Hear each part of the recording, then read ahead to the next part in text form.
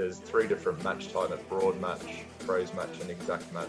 Exact match is the most restrictive. So if I want to bid on the term "sell my house fast," that's the only terms your ad's going to appear for. If I was to use the word phrase, and Google will try and encourage you to use phrase and broad.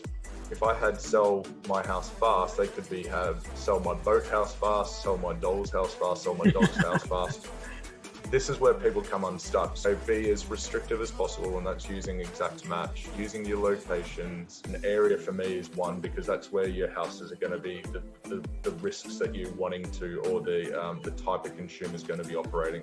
And then the terms are the motive to get them out of there. So that's such good info. I never thought of that. I'm picturing like my league guy, like, I got a guy who wants to sell his house for $5, and then it turns out to be like a Barbie doll dream house. And I'm like, you know, like,